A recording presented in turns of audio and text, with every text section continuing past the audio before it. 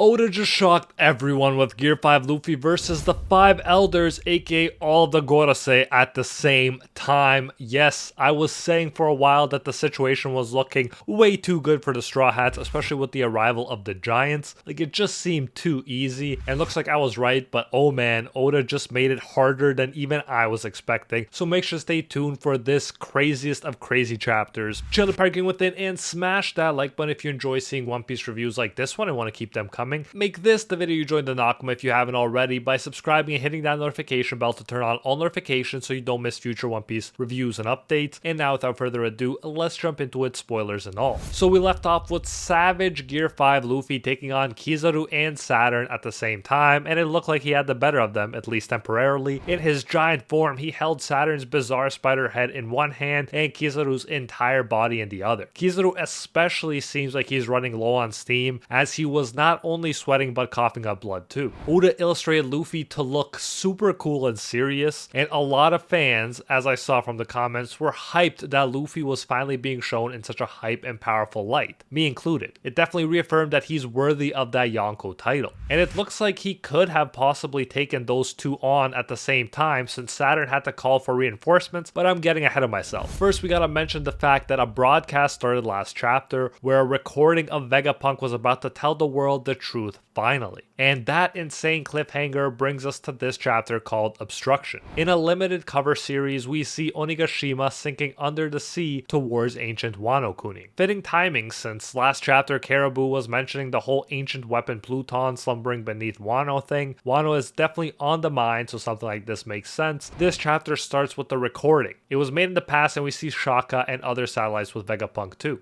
Vegapunk made it so that the broadcast signal makes the Marine Denden Mushi all over the world broadcast his message and no one can turn them off. This is probably something the government wanted for themselves to use as a tool for control, but nice to see Vegapunk taking yet another thing that was meant for their control and using it against them. First the pacifistas and now this. I love watching how Vegapunk fights back using his brain rather than in the usual physical way. Shaka suggested that people around the world would need some time to prepare their screens and visual Denden Mushi. So Vegapunk tells the people of the world that he will wait for 10 minutes so everyone can prepare their screens and visual Denden Mushi. I love how not rushed this whole thing seems, even while he's acting in direct opposition of the world government, potentially about to drop the craziest, most mind-blowing, earth-shattering news that has ever been dropped. And yet he's like, take your bathroom break now and grab your popcorn, no rush. Meanwhile, he had to know that the government would be scrambling to stop the broadcast. Hopefully he made it so that it would be impossible to stop,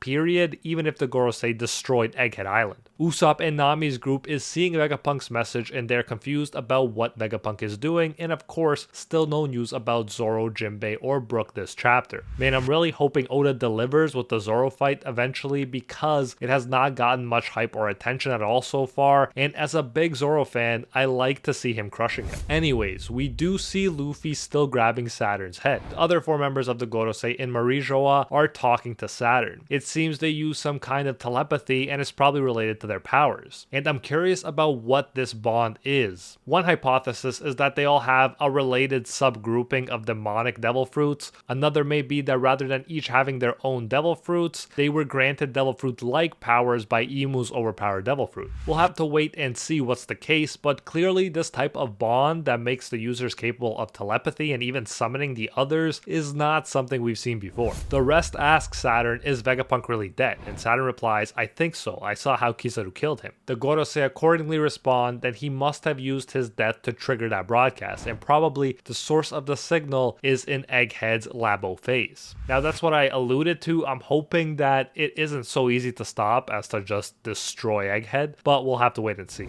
You know what I mean though? Hopefully it's something like on the cloud where even if this whole place is destroyed, it's still somewhere and it can still be watched. Anyways, in my last chapter review, I also speculated what the Gorosei are saying here, that Vegapunk did die and that did trigger this broadcast. I know some people thought it was too soon to assume Vegapunk is dead because it's Oda after all, and characters don't necessarily die that often, but building in a feature like this that triggered a broadcast after his death seemed so Vegapunk to me. And you gotta admit, it was a worthy, honorable way to go for him, his final wish being for them to protect the young Bonnie, and that's why I've been saying Vegapunk is MVP this arc. Then we see how people all over the world react and prepare to receive Vegapunk's signal. We see familiar faces, which is nice, even though part of me is like, ugh, this is a panel that could be going towards Gear 5 Luffy epicness, but it's nice nonetheless, okay? We see people who have been impacted by Luffy, the Warrior of Liberation. We see Dressrosa, Rebecca, Leo, and other people preparing the screens. Leo says, is that the doctor whom Luffy Land is holding hostage? Which, by the way, is a nice touch. Now, not only is it going to be revealed that Luffy isn't holding him hostage, it's going to become clear just how anti-world government Vegapunk is as well. In fact, after this broadcast, it'll probably be clear that Vegapunk and someone like Luffy would be on the same side rather than on different sides. But again, we can't be 100% sure yet what truth Vegapunk is going to reveal and how much of it, and if 5 elders will be enough to stop that broadcast or cut it short. Rebecca says, and I quote, "Don't believe the news that tries to make Lucy look evil, Leo," end quote. And by the way, I love that she's still calling him Lucy. I have a Lucy figurine from the Dressrosa arc, and yeah, I just love that reference. And she raises a good point right there. Even without the broadcast, it's nice that some people have met Luffy and so do not believe the fake news from the get-go. We also see Fuchsia Village, so Oda bringing in some Romance Dawn Chapter 1 vibes too. It's always nice and reminds us how far Luffy has come.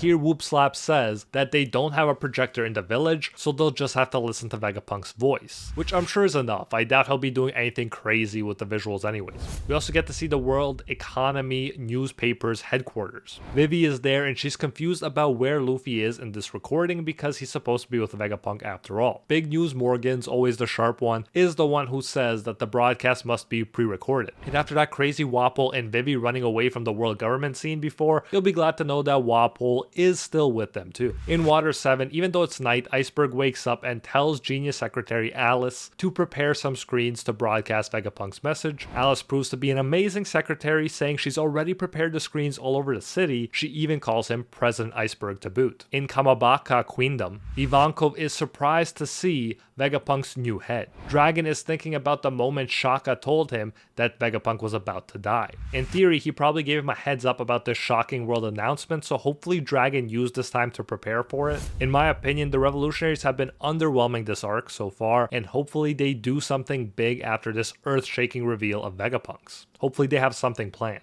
We're told we also see more people's reactions in other random islands. But more importantly, we head back to Egghead and Luffy is wondering about something we've noticed recently. Saturn is not taking any damage, so Luffy decides to try another strategy. Kizaru shoots a laser beam from his eyes, Superman style, but Luffy dodges it. Gotta say, that is a nice trick to have up your sleeve. Eye lasers. There's a reason that the most overpowered superhero ever has that ability. Luffy then tries something really smart actually. He slaps Kizaru and Saturn together with his giant hands using a very strong attack called Gomu Gomu no Dawn symbol and turns them into a kind of flat paper. I've also heard spoilers refer to them as pancakes. They have stars going around them in circles, which is good because that's like when Kizaru had to take an extended break from battle. Luffy then throws his flattened enemies into the sea. Like I said, brilliant idea, but unfortunately the story won't allow Luffy to beat his opponents so easily, especially such big opponents. Kizaru hits a battleship and we see him lying down, panting in the ship. I will say one of my favorite parts of this arc has been watching Admiral Kizaru get wrecked over and over again by Luffy. Saturn though, he fares even better and flies back like a boomerang and attacks Luffy using his legs. We're told Saturn uses a technique similar to Luffy's Gomu Gomu no UFO, where he can practically fly by spinning his legs quickly. Luffy dodges the attack and he's angry to see that yet again Saturn is uninjured. Luffy can make it look like he's beating up Saturn, and even like he's embarrassing Saturn, as we saw, but the giant spider demon just bounces back, good as new every time.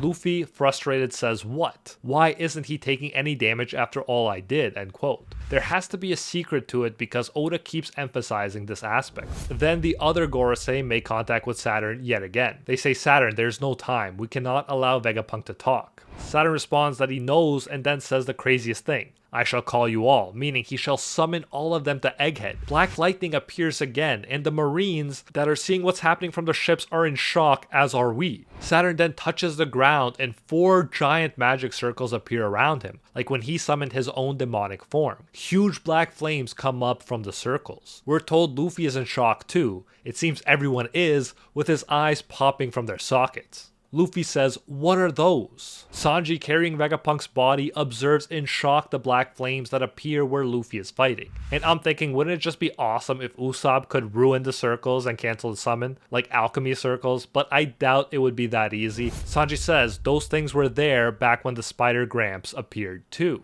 And as if leaving no room for interpretation, the editor even lets us know with his own message that the stars are assembling. So yes, Luffy will have to fight 5 elders, so hopefully Zoro can finish up and join him quickly, or hopefully they'll be scrambling to find a way to stop Vegapunk's message, and then Luffy will be able to take advantage of that to escape. Either way, I like that they are being called stars. It reminds me of the Shakespeare line about the fault in our stars, and how these guys are trying to force a certain destiny on Luffy and the world, but we all know the Warrior Liberation is not going to let that happen. Luffy and One Piece in general seems to be all about making your own destiny, despite what other forces wish for you. Now, if you enjoyed seeing Yonko Luffy in action, then you won't want to miss my All Yonko and Their Powers Explained video, where I go over Luffy and all the other hype Yonkos and their powers. Like and subscribe if you enjoyed this one. Thanks again for watching, and I'll see you in the next one.